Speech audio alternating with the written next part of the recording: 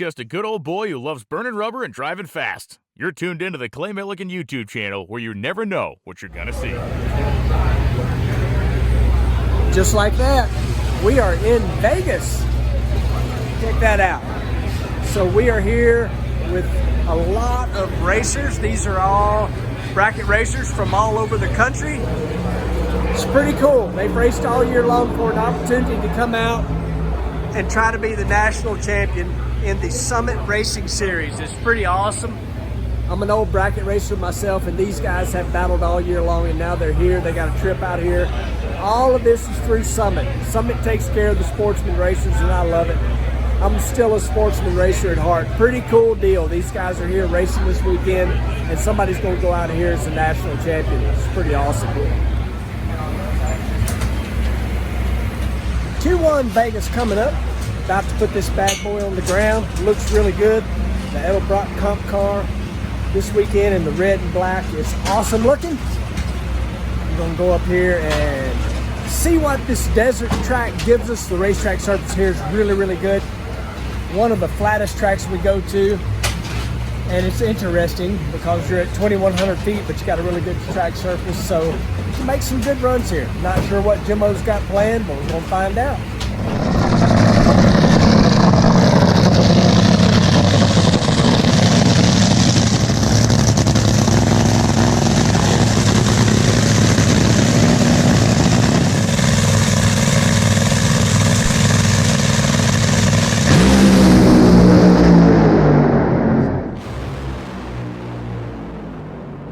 Cylinder out at the step, and then it got worse. 373, 328 miles an hour for sure. All right, Q1 in the books. Holes out at the step.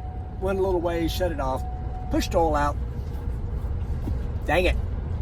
Not sure why it did that. We'll find out. But it literally like 860, 60 foot, slow, lazy from the get-go. Gotta tune her up from there, that's for dang sure. Like I say, up elevation a little bit does make you change things a little bit, but shouldn't have had holes out from the start. Not sure why exactly it did, but it's drag racing. We'll go again here in a little while. All right, Q2 time. It's a little later in the day, obviously.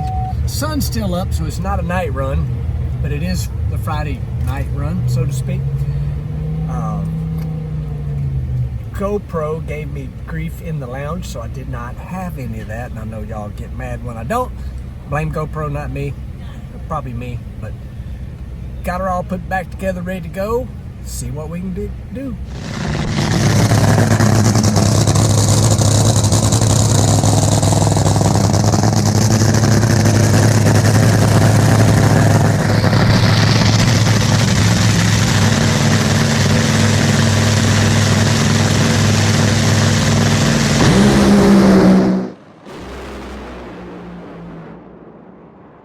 Well, Antron went nowhere, and Clay Millican went 100 feet and then quit. Smoke out of the headers down there on Millican's car. That is not an issue. That is the blower. All right, Q2. A little better than the last one, except it still had a hole out. I think we're suffering effects, I know I am, from our boomer at Dallas. I think we've got a little fuel system, something going. Anyway, me and Antron here. I'm 076, 858. He's 082, 113, which means he smoked the tires immediately. So neither one of us are going to write home about that one, that's for sure. But we'll go back, look things over. I think we got something going on with the fuel system. That's They couldn't strip that blower for the next run, which we know is good. So this one that we put on there and redid it, but it was also our blower that I had to run like 2 or 3% faster. right to make it livable. You know, so I sped it up 1% over the other one. But At the step, I mean, it felt okay. You know, it sounded right at the step. Then it was kind of like, all right, I'm not going very far, you know, so. But you definitely hit it before I got there. oh yeah, tomorrow the track will be just as good, if not better. Oh. I mean, All right, y'all, quick recap. of the 2 qualifying runs and what happened. So Q1, you saw the thing, put a hole out at the step, went a little ways, did not like it, wasn't happy. So essentially what happened was we had a hole out at the step. The driver drove it too far with the hole out, and this is what happened. So it burned a head gasket out. You can see right there to the outside. Head gasket right there to the inside. There as well, and you can see it absolutely like a blowtorch in there. Chewed up the cylinder head, got the block a little bit. Not a horrible repair on the block. This obviously will require a little more work because these are sealing rings. They basically embed themselves into the copper gasket. Makes a really good seal, takes a whole lot to burn through there like that. But when one cylinder quits running, you'll see it's nice and clean like this because that probably is the one that quit running. I don't know which side this head come off of. Is this the head on number 8 side? Yeah. So this is the cylinder that quit running. You can see it's clean, like nothing ever happened there. That's because it was not running. It was just getting raw fuel poured through it. That's why it's nice and shiny. You can see these guys were doing some work. So they got that little bronze color to them. Well, when number 8 quits working, it makes the rest of the cylinders work harder because the boost goes up in the rest of the cylinders on the engine, and that makes them over boost. Boom, out it goes. And that is the end of your ride and your cylinder head. So there's a quick recap of what happened. We did find the problem, and I will show you. All right, so we're out here with the intake manifold off of the car, and I'm gonna give you a quick explanation as to what it did. So these are jets connected to the fuel system. So there's fuel all in this rail right here, and it is going right into the intake port. So on number 8, we had inside of these bodies, these are called nozzle bodies. Inside there is a spring and a ball. So it's basically like a check. Takes X amount of pressure to push the spring open, and then it lets the fuel. So we had a bad spring, and so it was just a constant dump of fuel. So essentially number 8 had way too much fuel going in it. It could not get hot enough to ignite. And it's just one of the many moving parts inside these things that make it difficult to keep them in 8 cylinders all the time. Kind of crazy, but these things got multiple jets in here on every cylinder. Also, inside the cylinder head, you got the same situation happening. So this is the inside the head, same nozzle bodies, same fuel rail actually. Right here you can see it's the same fuel rail. A fuel line hooks on the back of that, and fuel's going in there into these jets right here. And if all of these things are not happy and not working together, it'll put a hole out when it lands. Yes, it will, and it did it yesterday. Twice.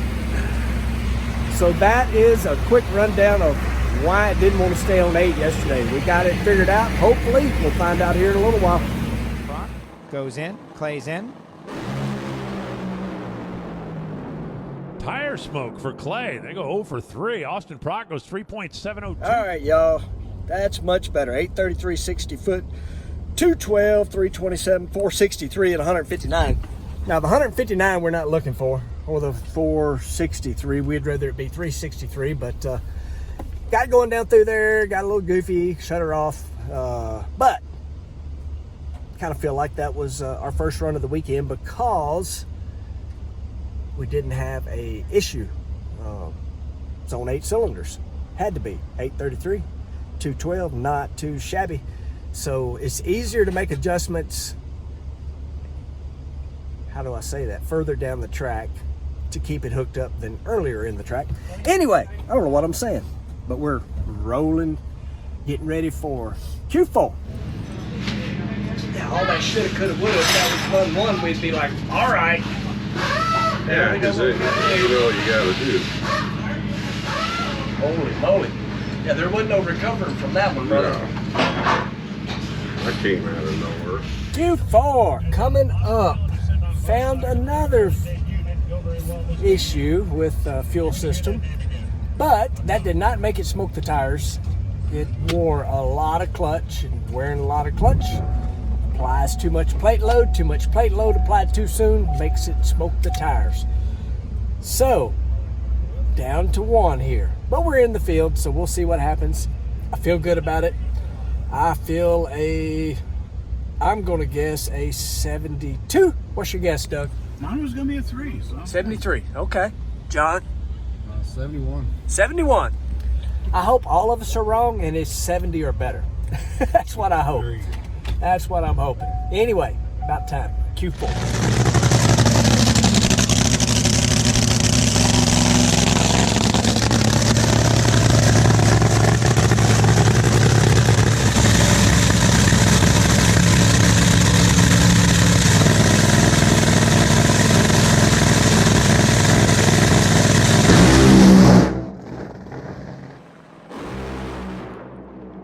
No.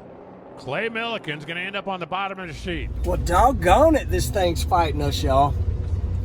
Hole out at the step, which meant the old dreaded button got pushed. It got pushed on time this time, though, John. I don't know. It's fighting us. It's fighting us. It is drag racing. We are in, but boy, is it going to make for an interesting day tomorrow. I don't know who we got, but it'll be one of the ones at the front, because I'm pretty sure we're at the back. Race cars, they are not easy. It definitely ain't been easy so far, but we'll be good.